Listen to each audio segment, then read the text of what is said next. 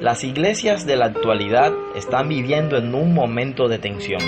Restricciones del Estado, aún en la iglesia, por el tema del virus. Nos hemos puesto a meditar a qué conllevará todo esto. ¿Cuánto tiempo tendrá que durar la separación social?, preguntan algunos. ¿Y hasta cuándo tendremos que abstenernos de estar juntos todos como iglesia en calidad de hermanos por las restricciones que ha puesto la bestia sobre la mujer? ¿Cuándo volveremos a reunirnos? Y mirando lo que está pasando ahora mismo en algunos lugares del mundo, ¿será que tendremos que llevar permanentemente un yugo de servidumbre en cuanto a la libertad de conciencia o a la libertad de culto se refiere? Ya que se ha estado hablando sobre el nuevo virus X, un virus que amenaza al mundo entero, del cual el mundo no está preparado, habiendo informes oficiales aún de la OMS.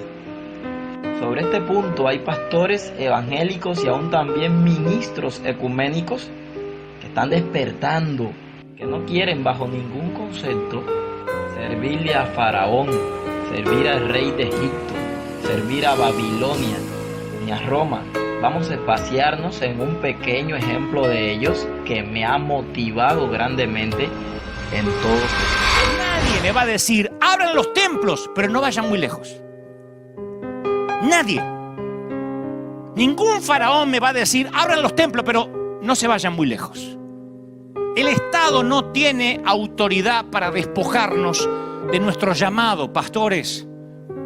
El Estado no puede despojarnos de la función pastoral. Debemos perder el miedo y regresar al llamado original.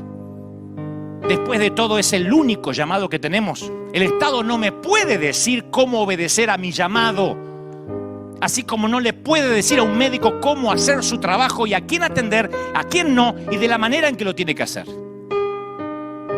Esto es un bozal legal, son cadenas egipcias o babilónicas basado en el miedo. Y cuando dicen adoren, pero no vayan lejos, no hay jurisprudencia que los asista. Adoren, pero será bajo las normas que vamos a decir nosotros. Y nosotros, oh sí. ¿Cuál es el protocolo para adorar? En Ecuador, por ejemplo, solo pueden tener servicios de 15 minutos. ¿De verdad? Aquí hay una fila enorme esta semana para entrar al casino. Pueden quedarse toda la noche manteniendo distancia social. 15 minutos para adorar a Dios. No hay jurisprudencia. Esto que quieren abrir no es iglesia. Este no es el concepto de iglesia y nunca lo será. No podemos abrir los templos aconsejados por asesorías de abogados. Ningún bufete de abogados me dirá cómo tenemos que abrir las iglesias. La iglesia no es del imperio, ni del imperio americano, ni del imperio latinoamericano. La iglesia no es del Ministerio de Salud Mundial. La iglesia no pertenece a ninguna organización. La iglesia le pertenece a Cristo. Nadie me puede decir, abre los templos, pero no vayas muy lejos. No dejes entrar a los enfermos. Mídele la temperatura y si crees que puede contagiar al resto, lo mandas de nuevo a casa. No pueden impedirme que imponga las manos, que los unja con aceite, basado en la prudencia. Alguien tiene que cuestionar lo indefinido. O esto será la nueva normalidad para siempre, se los aseguro. O lo cuestionamos ahora o va a ser la nueva normalidad. No me digan esto va a cambiar, porque no va a cambiar. La nueva normalidad no nos permitirá ser la iglesia que Dios nos mandó a ser. Y el que cree que es por ahora, para cuando se dé cuenta que fue timado, será demasiado tarde para reaccionar. Cosas que no le competen al César y él no tendrá las llaves de un reino para el cual no está capacitado para gobernar. Lo siento, pero este reino te supera, César. Y este reino está muy por encima de tu paga. Así que le diré al gobernador de California, Mr. Gavin Christopher Newsom, así es como va a funcionar esto, de ahora en más. En el reino de Dios hay una cadena de mando y siempre va hacia arriba, no hacia abajo. Usted puede quejarse conmigo y yo a mi oficial superior y así sucesivamente. Yo no me quejaré con usted ni delante de usted. A partir de ahora, usted lidiará con las plagas y este será un asunto entre usted y Dios. Tanto usted como la Organización Mundial de la Salud independientemente de la pésima gestión y falta de transparencia que ha tenido con esta pandemia y que ya es de conocimiento público. Alguien me dijo, y si no te dejan abrir más por decir eso, entonces les voy a responder como supo decir Emiliano Zapata, uno de los líderes de la Revolución Mexicana. Prefiero morir de pie que vivir arrodillado ante el poder del Estado. Hasta leí por ahí estos días un comunicado pastoral que decía: ninguna actividad religiosa es más importante que la vida. Qué feliz que esta gente no me representa ni a mí ni a nuestro ministerio. Yo nunca me afiliaría a gente que quiera preservar su vida, porque como dijo Jesús, el que la quiera cuidar la va a perder. Y claro que debemos respetar lo bueno en cualquier gobierno mientras rechazamos lo malo. Entonces, ¿significa entonces que nuestra obediencia civil al Estado debe ser ciega y absoluta? No. La obediencia civil es limitada porque hay ocasiones cuando desobedecer al gobierno trae gloria a Dios. Cuando el Estado exige o impone que los ciudadanos hagan lo que Dios prohíbe o cuando les prohíbe lo que Dios ordena. En esos casos la desobediencia no solo es una posibilidad, sino que es un deber como cristiano. Y si el gobierno estorba el progreso del evangelio y promueve o apoya a otras religiones desde el órgano ejecutivo o legislativo, se vuelve ilegítimo. Cuando un Estado utiliza la Biblia también para promover una ideología, también es ilegítimo.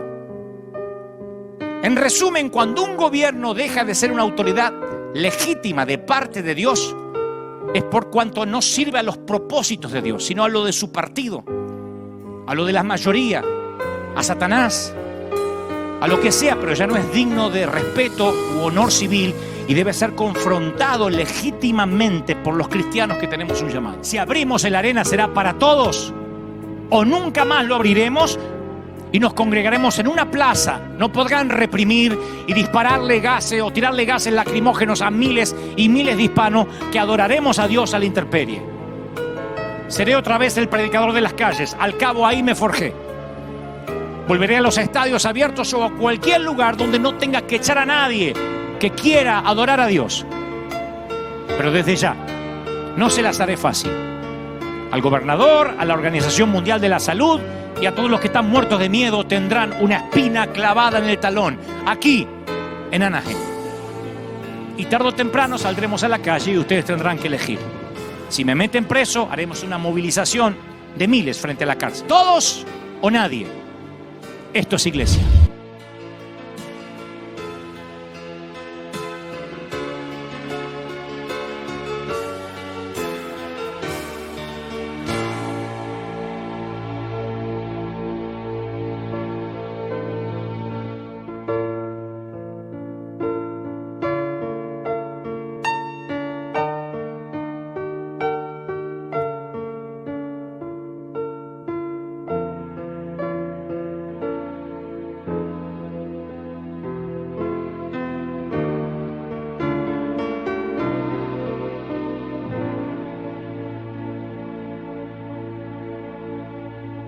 La iglesia, en su propia esfera, es de ordenación divina, el cuerpo de Cristo, el templo de Dios, la plenitud de aquel que hinche todas las cosas en todos, y deriva su poder, su autoridad, su dirección de Cristo, su cabeza. Oigan bien, la cabeza de la iglesia, ¿quién es?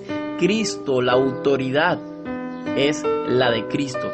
Como todos los afectos e intimidades de la esposa deben reservarse para el esposo solo, de entre todos los hombres, así también debe relacionarse la iglesia con Cristo. Ella ha de guardarse para él como casta, virgen para siempre. Ninguna alianza, cortejo, ni vínculo, ni acuerdos, ni compromisos pueden existir entre ella y las potestades de la tierra. Óiganlo bien, hermanos, no puede haber ningún tipo de unión, ningún cortejo, ningún vínculo, ningún acuerdo, ningún compromiso puede existir entre ella y las potestades de la tierra. Si ella ha de permanecer fiel, fuerte y elevadora, debe ser leal a Cristo solo.